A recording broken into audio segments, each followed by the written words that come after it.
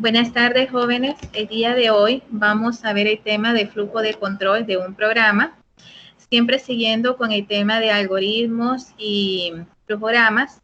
Entonces vamos a ver el flujo de control, pero en base a lo que son las diferentes secuencias. Algo muy importante es que vamos a diferenciar entre lo que es un algoritmo y un pseudocódigo. Tenemos que el algoritmo es una lista de pasos o acciones a realizar para cumplir un objetivo.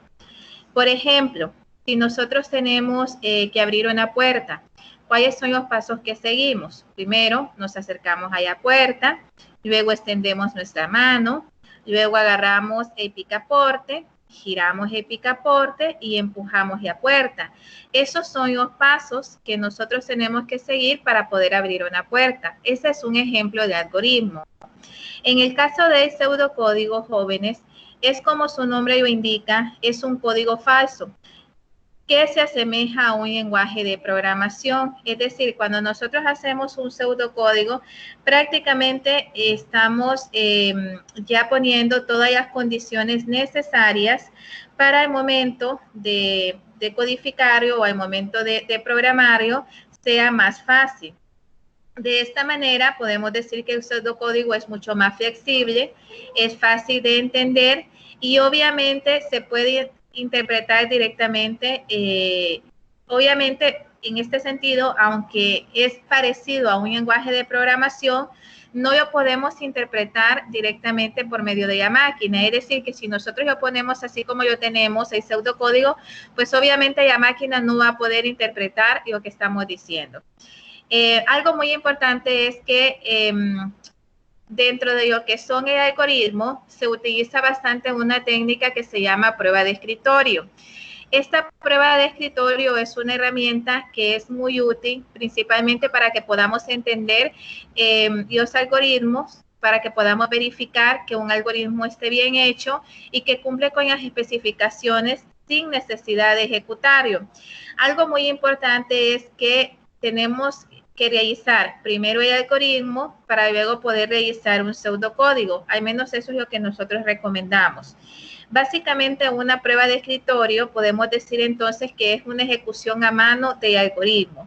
Por lo tanto, se deben de llevar registros de los valores que se van tomando cada una de las variables involucradas en la misma. Es decir, básicamente es desarrollar el algoritmo de manera de ver si estamos considerando todos los puntos o los procesos necesarios para la ejecución del mismo. Aquí tenemos un ejemplo de la diferencia. Vemos lo que es nuestro algoritmo y vemos lo que es nuestro pseudocódigo. En el caso del cálculo de corriente total de un circuito en serie, ¿verdad? Entonces, vamos a ver lo que es el voltaje y la resistencia total. En este sentido, vemos que en nuestro algoritmo tenemos los siguientes pasos, lo que es iniciar, y era resistencia, y era el voltaje, y esta información la vamos a dividir, lo que es la corriente entre el voltaje, luego vamos a escribir el resultado de la corriente, y por último termina nuestro proceso. Todo algoritmo tiene un inicio y un fin, al igual que un pseudocódigo. Si nosotros vemos el pseudocódigo de este algoritmo que acabamos de hacer, vemos que tenemos básicamente ya en el primero tenemos los pasos que vamos a desarrollar, pero en el segundo ya tenemos el proceso como tal que vamos a desarrollar en esos pasos. Por ejemplo, iniciamos igual, pero en este sentido, ¿qué hacemos? Pues vamos a declarar las variables, en este caso I, y la variable R y la variable B. Vamos a pedir el voltaje. Luego vamos a guardar el voltaje en la variable B, vamos a pedir la resistencia y vamos a guardar ese valor que tenemos en una variable R. Luego vamos a calcular la corriente y a cuál le vamos a decir que es la variable I. Y la variable I va a ser el resultado de la división entre la variable B, que es nuestro voltaje, entre la resistencia, que sería nuestra variable R. Esto al final escribimos el resultado y por último finalizamos nuestro proceso. Entonces, si ustedes se fijan, jóvenes, en el algoritmo únicamente creamos los pasos, en el pseudocódigo detallamos exactamente cómo vamos a llegar a hacer esos pasos. En la parte de abajo de nuestra presentación vemos también una prueba de escritorio donde vemos los posibles resultados que van a ir recibiendo. Por ejemplo, en el primer valor va a recibir básicamente lo que es el voltaje y la resistencia. Tenemos que la corriente, en el primer dato, pues no conocemos el valor, pero posteriormente cuando hacemos la división entre el voltaje y la resistencia, pues tenemos nuestro valor que al final es 1.2. ¿Para qué nos sirve la prueba de escritorio? Para ver un poquito la lógica, cómo va a ser, cómo va a funcionar el sistema como tal. Es decir, por medio de una prueba de escritorio nos podemos dar cuenta si de alguna manera estamos cometiendo algún error o al momento de ver los resultados de la variable podemos ver si realmente está arrojando el resultado correcto. Eso es muy importante. Tenemos también, muchachos, que muchas veces ha ocurrido en los fundamentos teóricos de programación desde la aparición del lenguaje de alto nivel a finales de la década de los 50, tenemos que uno de los más importantes avances fue el reconocimiento a finales de la década de los 70 de cualquier algoritmo, no importaba su complejidad. Es decir, independientemente del algoritmo que fuera, sea cual fuera el algoritmo, fuera que fuera sencillo o complejo, es importante saber que nosotros lo podemos pasar a un lenguaje o a un pseudocódigo como tal y después lo podemos programar.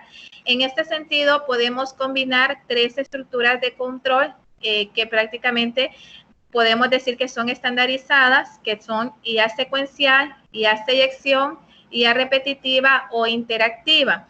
Sin embargo, sale un cuarto, o podríamos decir que producto de estas tres etapas, se genera una cuarta etapa, que esta etapa ya denominamos como innovación o salto, que es lo que conocemos como Jump.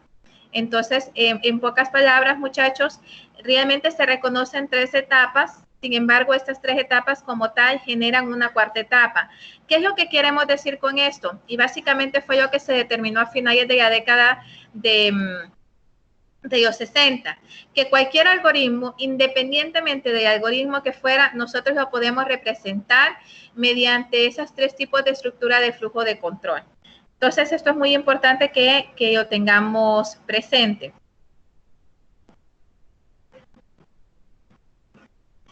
Acá vemos un ejemplo, por ejemplo, valga la redundancia, en el caso de los tipos de sentencia, tenemos la sentencia de selección. Dentro de las sentencias de selección podemos encontrar ciclos como SAC o en inglés if, también el según sea o el switch, como ya conocemos.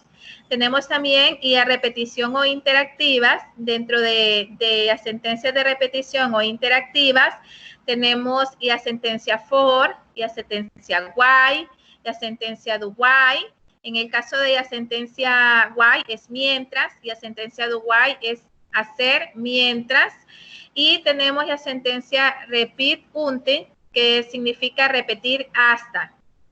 ¿Okay? Estas serían las sentencias de repetición o interactivas. Dentro de las sentencias de salto o bifurcación, tenemos la sentencia romper, que es la sentencia break. Tenemos continuar, que es continue. Tenemos la sentencia irá, que significa go to. Tenemos la sentencia volver, que es return. Y tenemos la sentencia lanzar. Algo importante, muchachos, referente a lo que es la diapositiva que acabamos de ver anteriormente, es que en sí el término flujo de control se refiere al orden en que se ejecutan las sentencias de programa. Este es muy importante porque este tipo de flujo de control son secuencial y asimismo es un control fluido como tal. A menudo podemos decir que el flujo normal de control de todos los programas es secuencial, es decir, tiene que terminar una tarea para que siga la siguiente. Este término significa que la sentencia se ejecuta en secuencia. una después de otra, en orden, ¿sí? No podemos saltar y ejecución como tal, sino que se ejecuta en un orden estructurado. Por eso decimos que hay estructura de selección, repetición e innovación.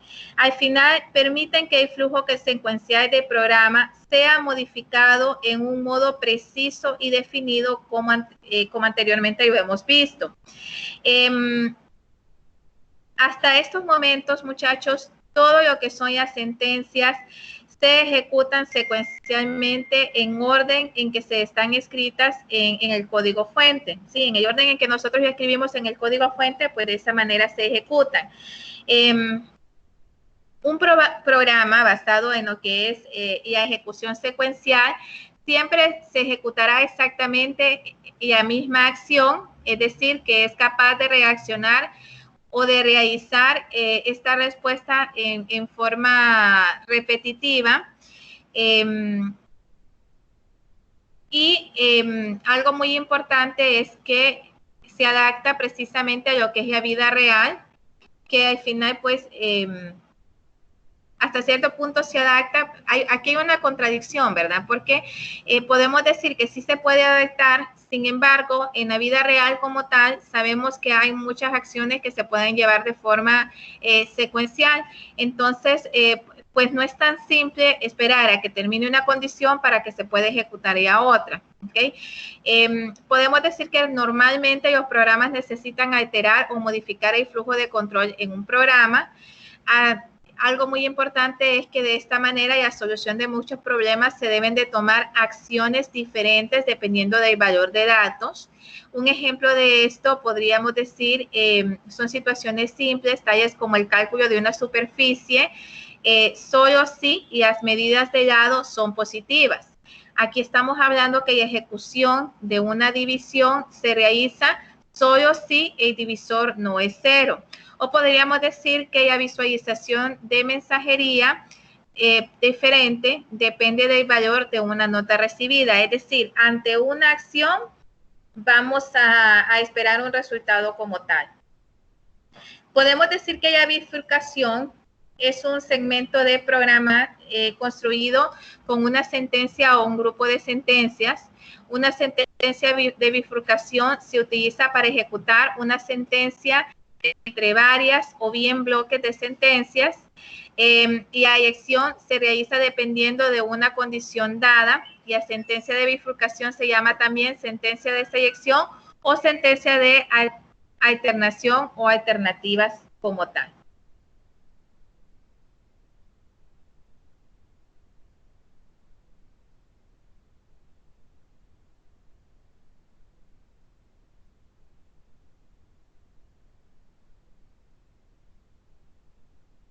Tenemos también que las estructuras secuenciales, tenemos que una estructura secuencial es aquella en la que una acción o un instrumento como tal sigue a otra en secuencia.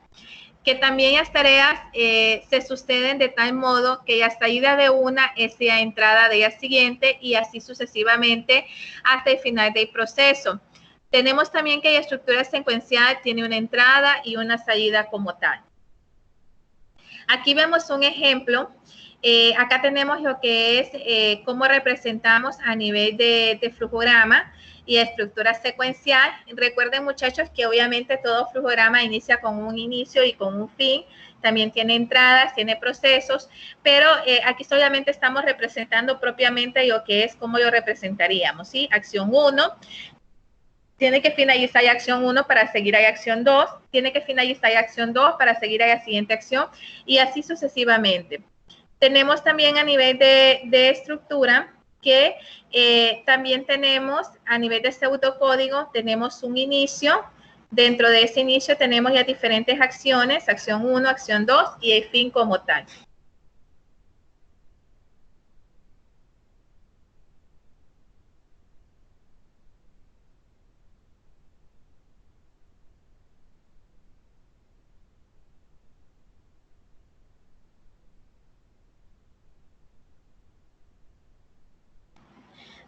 Tenemos también un ejemplo de estructura secuencial.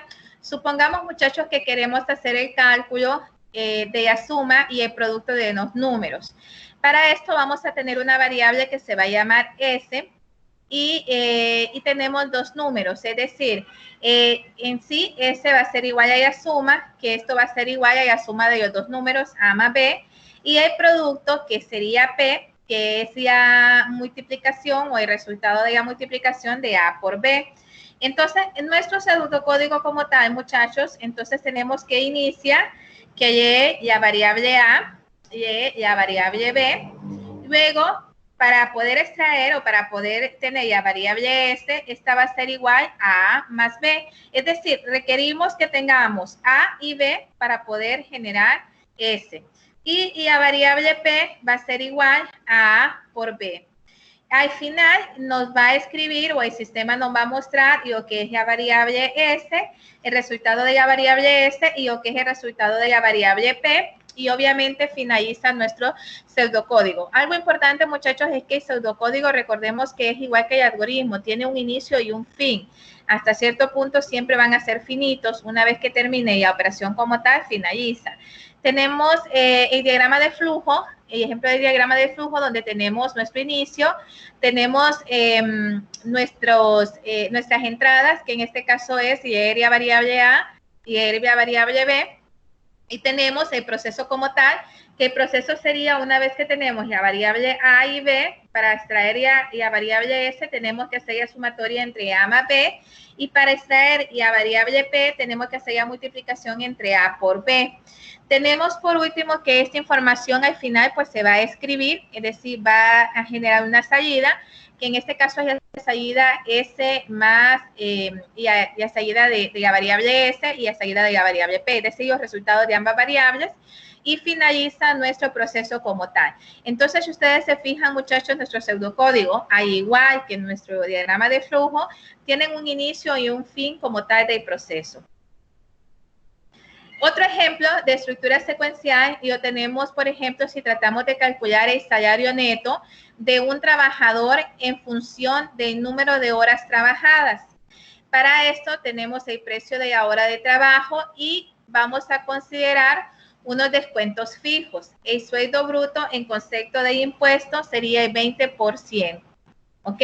Entonces, y las contraplecas, muchachos, significan el cálculo, significan un mensaje como tal o un rótulo, ¿sí? Y obviamente esto solo va a servir para orientar al programador de qué se trata básicamente el pseudocódigo. En este caso va a ser el cálculo del salario neto. ¿Qué variables vamos a leer? Bueno, vamos a leer el nombre, las horas, el precio por hora. Y vamos a calcular el salario, que esto sería en base a, el salario bruto sería las horas, que son lo que recibimos, por el precio por hora. Y el impuesto sería el 0.20, porque es el 20%, por el salario bruto. Entonces, el salario neto sería el salario bruto menos el impuesto. ¿Y qué nos va a mostrar el sistema? Pues nos va a escribir el nombre, el salario bruto y el impuesto que tenemos que pagar. Y por último, pues el fin de nuestro pseudocódigo, de nuestro proceso como tal. Si lo diagramamos, es bastante similar, muchachos. Tenemos un inicio, tenemos la entrada de los datos en el que tenemos el nombre y hora y el precio por hora. Tenemos el salario bruto, que esto sería igual a la hora por el precio por hora. Tenemos el impuesto, que esto sería igual a 0.20 por el salario bruto, nos va a dar el resultado del impuesto. Y luego tenemos la operación donde el salario bruto es igual al salario, perdón, el salario neto va a ser igual al salario bruto menos el impuesto. Una vez que se hace esta operación como tal, este proceso como tal, pues existe una salida de información en el cual tenemos el nombre, el salario bruto y también el neto a pagar. Y esto es, finaliza nuestra operación como tal o nuestro diagrama como tal.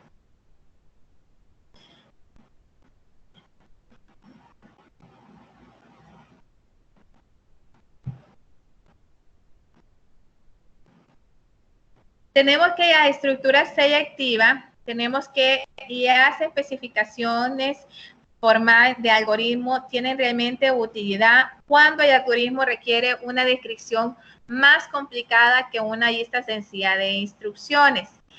Este es el caso cuando existe un número de posibles alternativas resultantes de la evaluación de una determinada condición. Tenemos que la estructura selectiva se utiliza para tomar decisiones lógicas, de ahí que suelen denominarse también estructuras de decisión o alternativas. ¿Okay? Entonces, en este punto tenemos que en una estructura selectiva se evalúa una condición y en función del resultado de ella misma se realiza una opción u otra. Es decir, dependiendo de la respuesta que tengamos, vamos a realizar una acción o se realiza ya otra acción. Y las condiciones se especifican usando expresiones lógicas. Tenemos que la representación de una estructura selectiva se hace con palabras en pseudocódigos. Dentro del pseudocódigo, muchachos, nosotros podemos utilizar palabras como if, then, if, o bien en español, si, entonces y si no.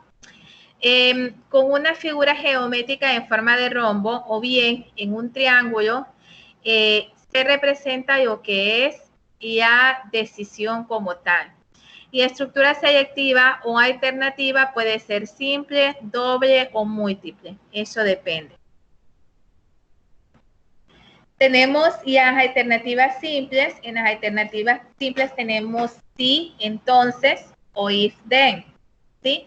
¿Qué son las alternativas simples? Primero que todo, nos permiten ejecutar una determinada acción cuando se cumple una determinada condición. La selección sí, entonces evalúa la condición y si la condición es verdadera, entonces ejecuta la acción sí. S1, perdón, en este caso es una variable que tenemos, S1. O acción de ser S1, una acción compuesta o constar de varias acciones. Eso podría ser. Si la condición es falsa, entonces no hace nada. Es decir, en este caso escogemos o prácticamente ya ejecución alternativa simple nos permite poder determinar eso.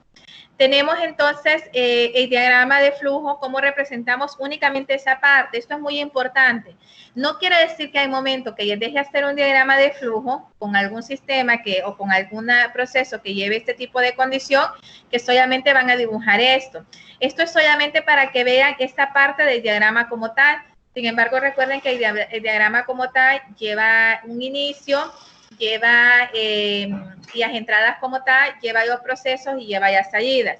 En este caso, ¿cómo lo representamos? Bueno, con el rombo que nos habían dicho. En este caso, donde está la condición como tal, si esta condición es verdadera, hace una acción. Si esta condición es falsa, hace otra acción. ¿Sí? En pseudocódigo, lo representamos si la condición, si es la condición, entonces se va a hacer una acción en S1. Si no, fin de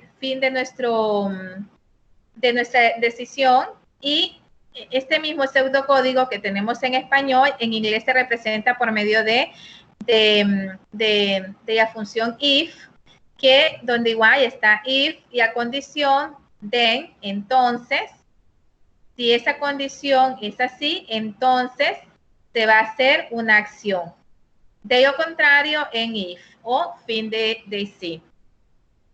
También tenemos lo que son las acciones compuestas. En las acciones compuestas es posible de que a través de una condición, si esa condición se cumple, entonces puedan haber más de una acción, ¿verdad? Y una vez que se terminen de cumplir esas acciones, finaliza como tal nuestro sí, o nuestro ciclo como tal. Tenemos que la palabra pseudocódigo sí y fin sí se alinean verticalmente de una manera que podamos dejar ya sangría o un bloque de acciones. Es decir, para que cuando el programador vea este pseudocódigo pueda identificar a dónde es que están las diferentes acciones o los diferentes y a diferentes sentencias que nos van a permitir tomar una decisión. Si ustedes se fijan en el primer ejemplo, igual tenemos sí y a expresión lógica, es decir, y a lo que vamos a verificar o lo que vamos a analizar. Si esto se cumple, entonces inicia el ciclo, tenemos lo que es la sentencia como tal y finaliza. Si la sentencia es compuesta, muchachos, es bastante parecida. Igual, inicia, tenemos la sentencia y el fin. Tenemos también otro modelo, tenemos ya sí y la expresión lógica. Si esto se cumple, entonces se desarrolla la sentencia compuesta. De lo contrario, fin del sí.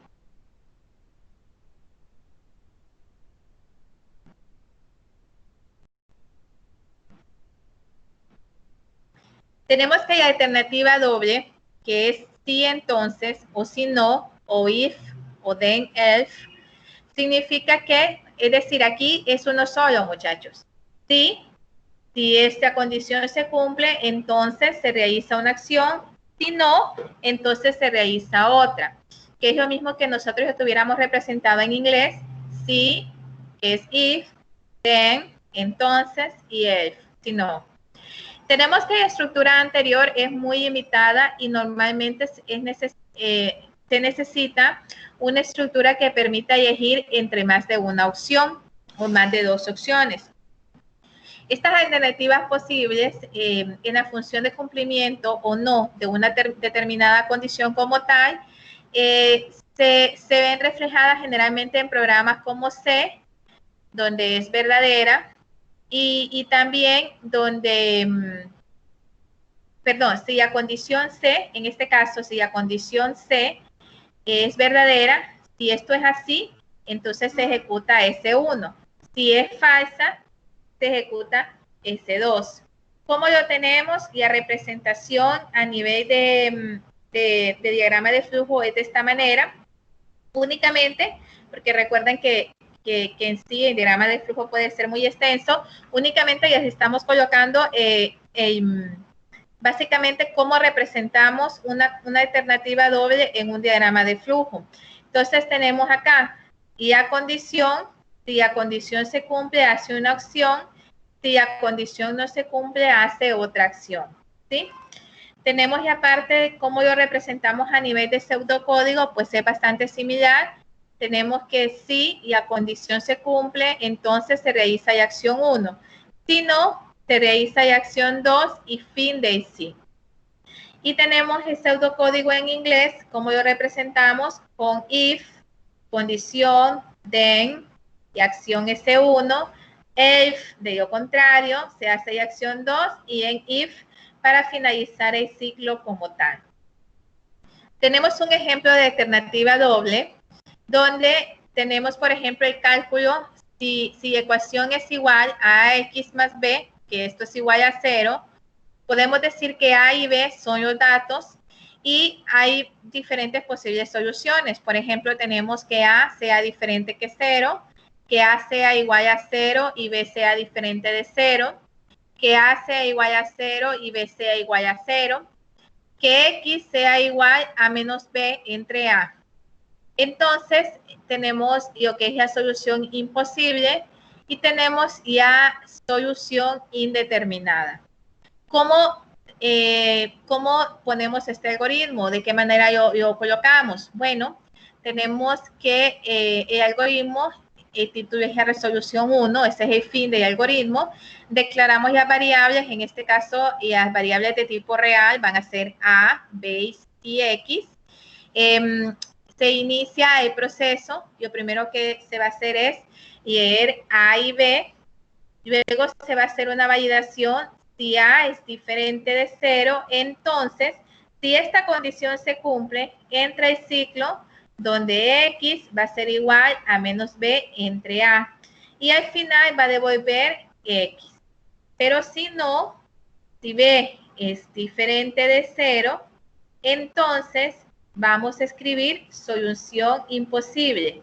Si no, vamos a escribir solución indeterminada. Cerramos el primer ciclo cerramos el segundo ciclo y cerramos el tercer ciclo. Si ustedes se fijan, se van repitiendo, se van respetando ya sangrías, de manera que al ver nuestros diagrama de flujo o nuestro algoritmo o pseudocódigo, realmente no vamos a tener ningún problema en poderlo interpretar. Esto es muy importante.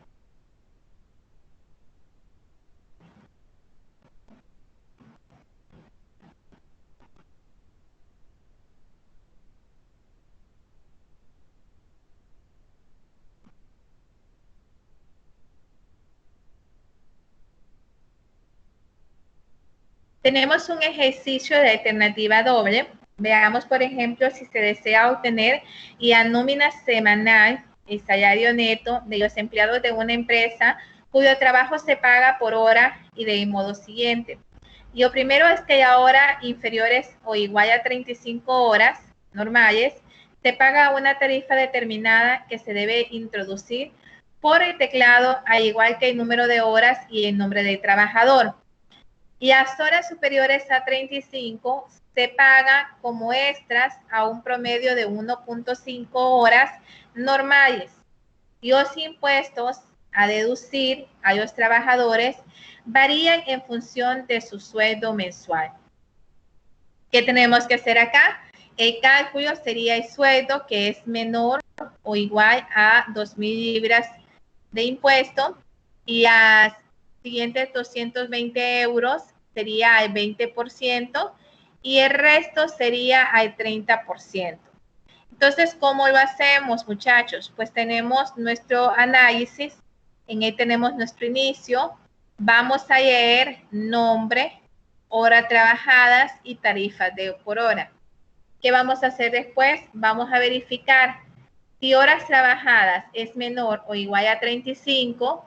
Si este es el caso, entonces se va a calcular el salario bruto, el cual va a ser igual a las horas por y a tarifa. En caso contrario, va a ser el salario igual a 35 por horas por y a tarifa, por horas menos 35 por tarifa. Vamos a calcular el impuesto. Si el salario bruto es menor o igual a 2,000, entonces el impuesto es igual a 0. Pero si el salario bruto es menor o igual a 2,020, entonces impuesto va a ser igual al salario menos 2,000 por el 0.20. Y el resultado va a ser el salario bruto sería por 2.27 por 0.30 entre 220 por 0.20.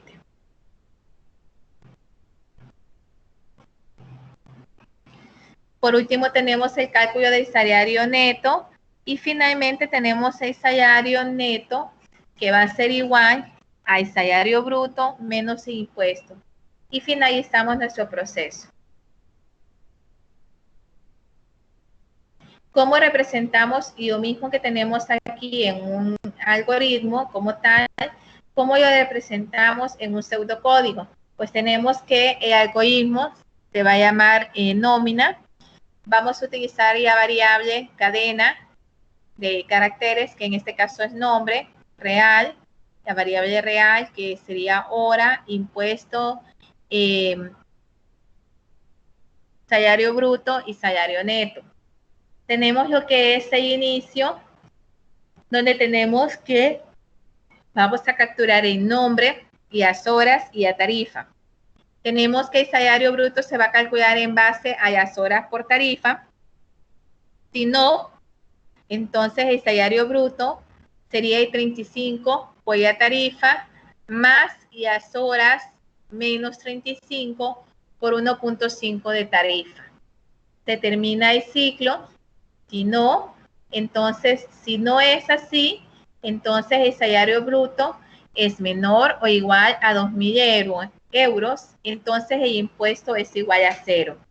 Si no es así, si no se cumple esta condición, entonces sería el salario bruto mayor que 2,000 y esta condición es muy importante porque es una condición operador lógico en el cual nos dice que se tiene que cumplir ambas condiciones, es decir, para que pueda entrar en esta parte del ciclo, tiene que ser el salario bruto mayor que 2.000 y tiene que ser menor o igual a 2020, es decir, que no puede superar no puede superar a 2020. Si esto se cumple, entonces el impuesto sería igual a el salario bruto por el 0.20 más el salario bruto menos los 2.200 euros. Y fin de este ciclo. Si finalizamos con todos los ciclos y con todas las validaciones, ¿verdad? Entonces, al final lo que esperamos es que el salario neto como tal nos dé el resultado que es igual a el salario bruto menos el impuesto. Y que vamos a resultado, vamos a proyectar en la pantalla o en el reporte, en lo que sea. Pues vamos a escribir lo que es el nombre, el salario bruto, el impuesto y el salario neto como tal. Tenemos el diagrama de flujo del pseudocódigo que acabamos de realizar. Pues si ustedes se ven, inicia, captura lo que es el nombre y ahora y la tarifa. Luego hay una decisión, si hora es menor o igual a 35. Si esto es verdad, entonces el salario bruto va a ser igual a horas por la tarifa. Pero si no, salario bruto va a ser igual a 35 por la tarifa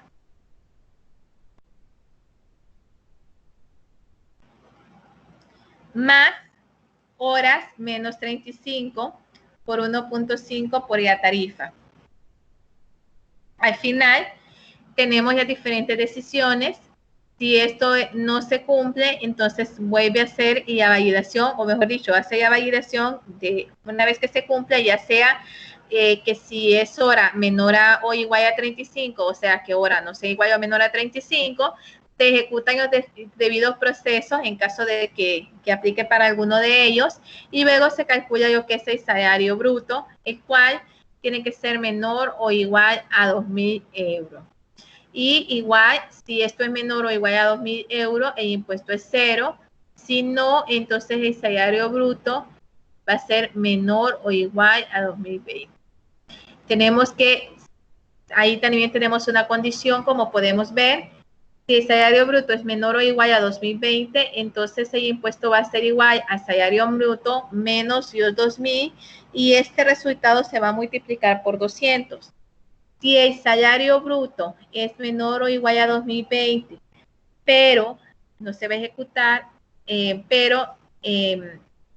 no es menor ni igual a 2020, entonces se ejecuta que el impuesto va a ser igual a 220 por 0.20 más el salario bruto menos los 2020 por el 0.30. Una vez que se llega a cumplir cualquiera de las condiciones, entonces salario neto va a ser igual al salario bruto menos el impuesto y al final el sistema nos va a proyectar el nombre del salario bruto y el nombre de el neto.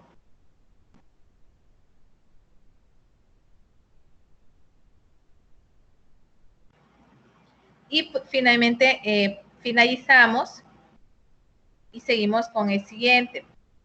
Tenemos que las alternativas múltiples según sea el caso, o sea, las alternativas múltiples tales como según sea el caso, o lo que es case como tal. Con frecuencia en la práctica es necesario que existan más de 2 elecciones posibles. Otro detalle importante es que la estructura de decisión múltiple va a evaluar o evaluaría una expresión que podrá ser tomada n veces o n valores distintos. Es decir, puede ser 1, 2, 3 o cualquier valor hasta llegar al infinito.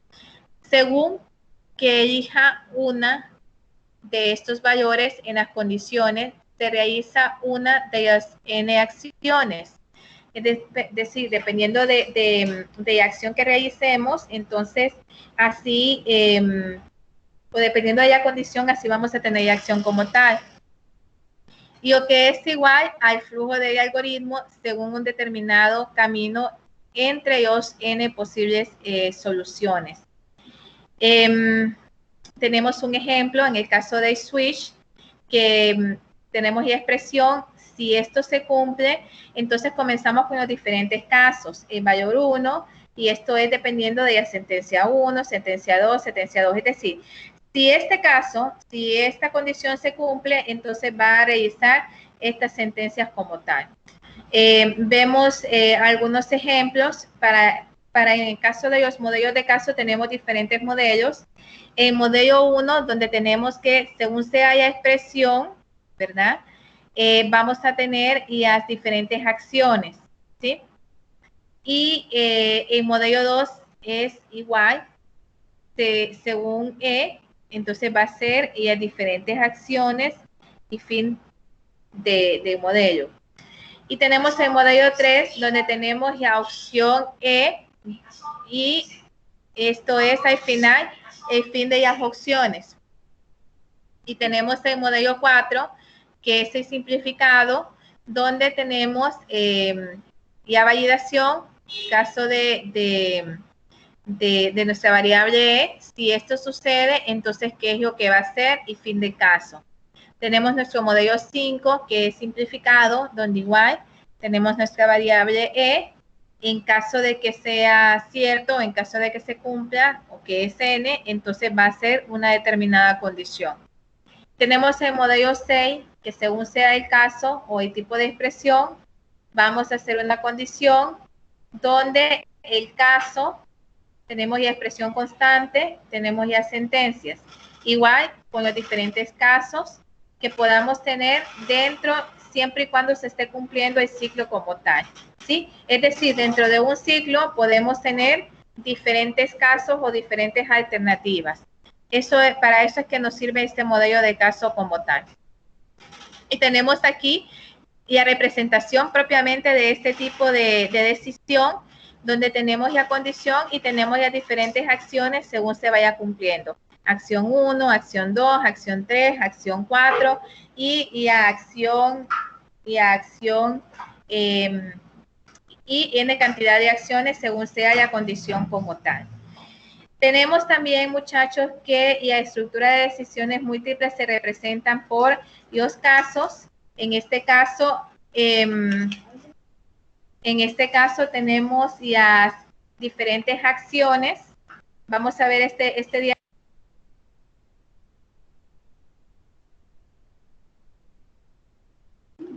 Tenemos ya diferentes casos y la expresión, donde tenemos el case y la expresión. Si esto sucede, entonces, ¿qué es lo que se va a realizar? Y la primera acción, y la segunda acción, y las diferentes acciones. De lo contrario, se realiza y las otras acciones. Igual en este caso, igual tenemos ya acciones S1, S2, así sucesivamente. De lo contrario, realizamos la acción y cerramos al final el caso con end case como tal. No sé si hasta aquí tienen alguna pregunta, jóvenes, bueno, alguna duda. Igual vamos a cualquier consulta que tengan, ya pueden hacer a mi correo electrónico o se pueden comunicar por medio de la plataforma o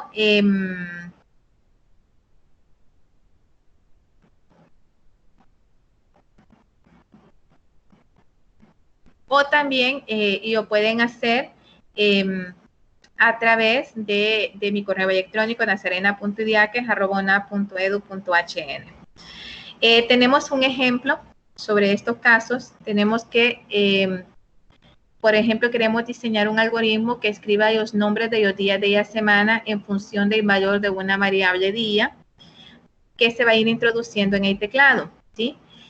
Los días de la semana serían 7, por consiguiente el rango de los valores sería de 1 a 7. Vamos a hacer un caso de días donde vamos a tomar cada uno de los valores y dependiendo de ese valor es que al final pues nos va a mostrar un resultado. Si vemos el algoritmo, pues lo llamamos día de la semana. Tenemos la declaración de la variable, que en este caso es enteros, que es día. Y tenemos que vamos a leer el día. Si el usuario ingresa el día o el número 1, entonces automáticamente se va a escribir lunes. Si el usuario ingresa el día 2, entonces se escribiría martes. Si el usuario ingresa el día 3, se escribiría miércoles. Si el usuario ingresa el día 4, se escribiría jueves. Si el usuario ingresa el día 5, se escribiría viernes. Y si el usuario ingresa el día 6, se escribiría sábado. Si el usuario ingresa el día 7, se escribiría domingo. Y si no, entonces mandaría un mensaje de error. Es decir, si ingresa, por ejemplo, el usuario el 8, automáticamente tendría que dar un error. Si ingresa 9, pues va a dar un error. Y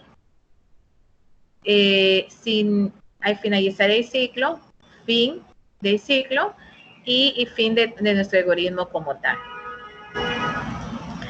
Entonces, aquí tenemos una pequeña explicación. Si los días es mayor que 7 y menor que 1, automáticamente va a generar un error, porque nuestro rango es de 1 a 7.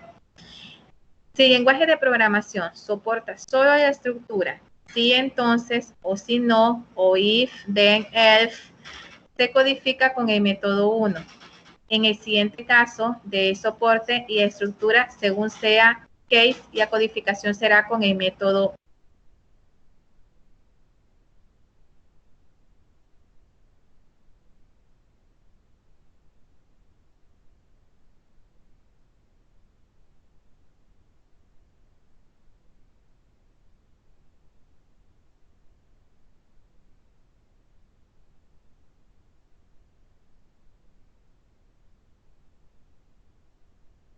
Entonces tenemos, muchachos, el método 1, donde el método 1 tenemos, iniciamos con si no, ¿verdad? Entonces vamos a escribir, si no se cumple, se escribe el error y vamos a escribir el rango que es de 1 a 7 y tenemos la sentencia fin sí, bueno, aquí muchachos, en este caso aquí hay un error en esta presentación. O sea, yo voy a modificar porque realmente esto de arriba no tendría que ir, sino que básicamente tendría que ir a partir de inicio. Esto no tendría que ir.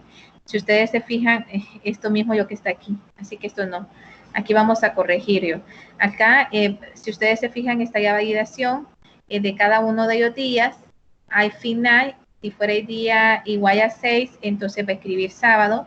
Si yo que ingresa el usuario es el día 7, entonces va a escribir domingo y así sucesivamente. Si ingresa un rango que no es permitido, entonces, muchachos, va a generar un error y va a escribir que el rango tiene que estar de 1 a 7. Entonces, esta parte de aquí, muchachos, fue un error al momento de pegar que cometí. No ya vayan a hacer caso a esta parte de aquí. Este sí no, realmente es este de aquí abajo, ¿ok? Entonces, a esto no le vayan a hacer caso, lo voy a modificar y lo voy a volver a subir, ¿ok? Tenemos el método 2, donde el método 2 tenemos que es el algoritmo, que sería día de semana 2. Tenemos la declaración de la variable, que en este caso es de tipo entero, que es día. Y vamos a iniciar, primero vamos a leer qué es lo que se está insertando. Si es el número 1, entonces automáticamente va a escribir lunes. Si es el número 2, va a escribir martes. Si es el número 3, escribe miércoles. Si es el número 4, escribe jueves. 5, viernes y así sucesivamente. Si no es ninguno de estos, si el usuario, por ejemplo, registra 8, entonces en otro caso, pues entonces se va a escribir un error o va a enviar un error que es error de entrada, donde el rango debe de ser de 1 a 7. Y al final, el fin del ciclo. En este método 1 yo voy a modificar, muchachos, porque aquí hay un error, ¿ok? Y aparte del inicio en sí del método es el que está el error. Tenemos otro ejemplo de alternativas múltiples. Por ejemplo, si deseamos leer por el teclado un número comprendido entre 1 y 10 y inclusive, es decir, que incluimos el 10 y se desea visualizar si el número es par. Entonces, fíjense que en primer lugar se debe de detectar si el número está comprendido en el rango de 1 a 10. Esa es la primera validación que tenemos que hacer. Si esto es así, entonces, si el número es 1, 3, 5, 7 y 9, va a escribir un mensaje de impar. Pero si el número es 2, 4, 6, 8 y 10, va a escribir un mensaje de par. Entonces, ¿cómo hacemos? Iniciamos nuestro algoritmo Detallamos nuestra variable, que en este caso es la variable entero, número. Esta es la variable que nosotros de tipo entero y la vamos a llamar número. Entonces iniciamos nuestro ciclo. Si vamos a leer el número, es decir, si el usuario viene e ingresa un número, por ejemplo, el 2, él va a venir y va a decir, si 2 es mayor o igual a 1, y el número es menor o igual a 10, o sea, si está dentro de ese rango, entonces, ¿qué va a hacer? Según sea el caso, si va a ser, si está dentro de, si es 2, obviamente es un número par, entonces verifica y dice, ok, está dentro de 2, 4, 6, 8, 10, está dentro de esa validación, entonces va a escribir automáticamente par. Si fuera, por ejemplo, el número 5, entonces verifica, ok, 5, ¿está entre 1 y 10? Sí, entonces entra a hacer y a validación y a segunda validación, porque ya pasó la primera como tal. Entonces, verifica, ok, este número es par o impar, ok, es 5, es impar, entonces va a generar un mensaje que diga impar y finaliza el ciclo como tal. Tenemos, muchachos, que la estructura de decisión anidada, en escalera, o mejor dicho, las decisiones anidadas se conocen como decisiones en escalera. Esta lo que permite es que es la estructura de selección, en este caso, sí, entonces, y sí, entonces sí. Sí, sería sí, entonces, si no, ¿qué es lo que implica? Y tenemos la selección de una de las dos alternativas. Es posible también utilizar las instrucciones sí para diseñar estructuras de selección que contengan más de una alternativa como tal. Tenemos un ejemplo donde tenemos que la estructura sí interior o la estructura sí como tal anidada. Tenemos lo que es cómo lo vamos a esquematizar. Tenemos sí y a condición. Si esta condición se cumple, si la condición 1 se cumple, entonces, ¿qué se va a realizar? De lo contrario, si la condición 1, es decir, tiene que entrar a la condición 1, si es así, dentro de la condición 1 hay otra condición. A esto le llamamos sí anidado. Muy importante respetar las sangrías, muchachos. Aquí está nuestro primer sí. Aquí se determina nuestro siguiente sí. ¿Okay? Por ejemplo, si los alumnos tienen una nota mayor o igual a 70, entonces validamos. Si el alumno, su nota es si es mayor o igual a 70, si este es el caso, ¿verdad? Entonces va a haber otra condición, de lo contrario, finaliza, ¿ok? Tenemos también una estructura de selección de n alternativas o de decisión múltiples y las cuales pueden ser construidas utilizando una estructura así como este formato. Si la condición 1 se cumple, entonces ¿cuál va a ser la acción? Si no, entonces se cumple y a condición 2, si es así, ¿cuál va a ser la acción? Si no, entonces la condición 3, si esto no se cumple, entonces ¿cuál va a ser la condición? Y así, y al fin de cada uno de ellos sí. Ambas estructuras es la misma estructura, lo que veíamos, muchachos, la misma decisiones anidadas. Es decir, dentro de una decisión hay otra decisión, dentro de otra decisión hay otra decisión, ¿sí? Y esto va a depender mucho de qué es lo que nosotros queramos expresar. Tenemos que una estructura selectiva múltiple constará de una serie de estructuras. Si una estructura interior a otra, como la estructura sí, entonces vamos a volverse bastante complejas para el algoritmo, y para que esto sea más claro será preciso utilizar lo que son las sangrías. Es muy importante utilizar las sangrías, de modo que existe una correspondencia entre las palabras reservadas. Recuerden que las palabras reservadas en este caso es sí y fin de sí. Todo ciclo tiene un inicio y un fin.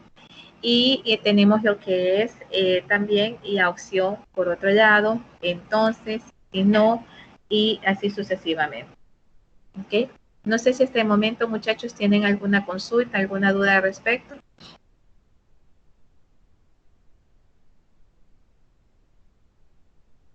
Tenemos también, y aparte propiamente de lo que es, cómo lo vamos a ver, nuevamente tenemos sí y a expresión booleana 1, entonces y a acción. Si no, y a siguiente validación, entonces y acción. Si no, y a siguiente validación, entonces y acción. Es decir, si se cumple esta condición, ¿qué se va a hacer? Si no se cumple, ¿qué se va a realizar? Si dentro de esa condición no se cumple, ¿qué se va a realizar? Si no, ¿qué se va a realizar? Y por último, el fin de ellos sí. Algo importante, muchachos, es las sangrías, donde fácilmente estamos viendo que este sí, su final es este fin sí. Este sí, su final es este fin sí. Y de este sí, su final es este fin sí. ¿Ok? Tenemos también otro tipo de expresión que yo podemos usar. En este caso es si expresión booleana 1, entonces, y acción, si no, se va a realizar ya opción 2, de lo contrario, o entonces se realiza ya acción. Si esto se cumple, entonces se realiza esta acción, y si no, el fin de ello sí. ¿Verdad? Hay varias maneras de esquematizarlo, y la más apropiada, muchachos, es esta, la primera. Esta es la más apropiada. Tenemos también un ejemplo, tenemos un diseño, vamos a diseñar un algoritmo que lleva a 3 números, en este caso A, B y C, y vamos a visualizarlo en pantalla el valor de más grande.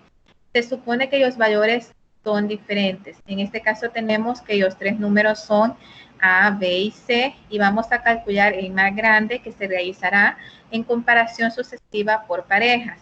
Tenemos entonces nuestro algoritmo, el cual le vamos a llamar mayor. Tenemos nuestras variables, que en este caso van a ser de tipo real. Tenemos la variable A, B y C, y también la variable mayor.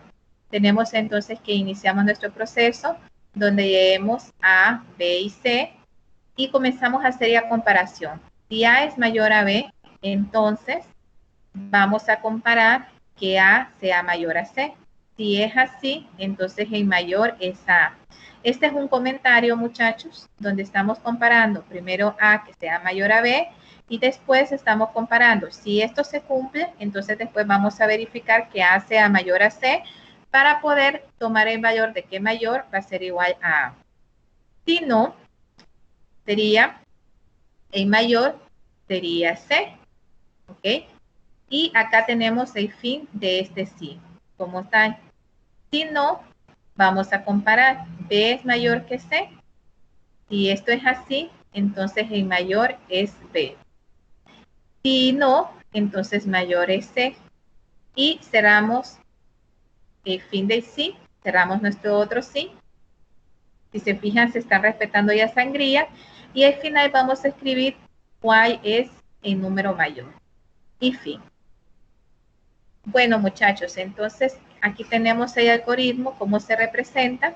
Básicamente, acá tenemos el algoritmo diseñado, y acá tenemos propiamente el pseudocódigo como tal.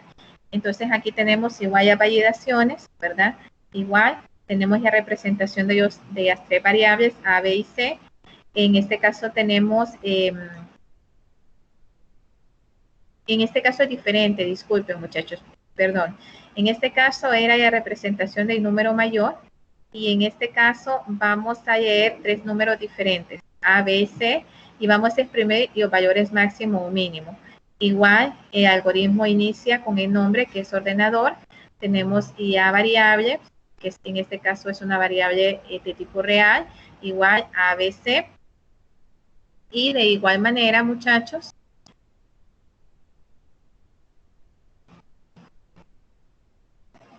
un momentito.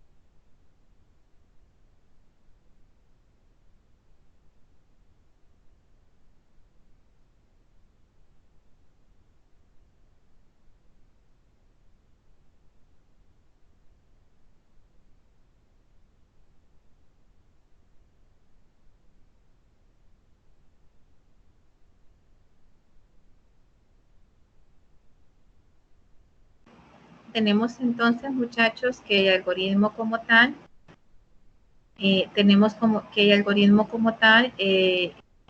recibe los valores, escribimos en el cual van a introducir 3 números. Una vez que introducen esos 3 números, se va a leer los números ingresados, donde van a tomar un valor cada uno de ellos, A, B, C, y vamos a comenzar a hacer la comparación. Si A es mayor que B, entonces va a verificar si esto es así, entonces verifica si B es mayor que C. Entonces, si es así, va a escribir A, B y C. Si no, si C es mayor que A, entonces va a escribir C, A, B. Si no, va a escribir A, C, B. Y si ustedes se fijan, terminamos los ciclos. Este ciclo, aquí está el fin sí, el siguiente ciclo, el fin sí, y el otro ciclo, el fin sí. Después hace otra revisión. Si A es mayor que C, entonces va a escribir B, A, C. Si no, entonces escribe, hace una validación, y si C es mayor que B, entonces escribe C, B, A. Si no, escribe B, C, A. Y luego finaliza cada uno de los ciclos que tenemos abiertos. Es muy importante, muchachos, el que tengamos cuidado con esto, porque cuando estamos hablando específicamente de la parte de ciclos anidados, es decir, de decisiones anidadas, sí es muy importante el inicio y el fin de esas decisiones. Es decir, al final, todo ciclo tiene que tener un inicio y un fin, por lo tanto, tenemos que cerrar todo sí. Eso es muy importante, ¿verdad? O con el tipo de ciclo que estemos realizando. Bueno, muchachos, cualquier consulta que tengan, recuerden que ya pueden hacer a través de la plataforma o también lo pueden hacer a mi correo electrónico nazarena.idiaques@una.edu.hn. Muchísimas gracias.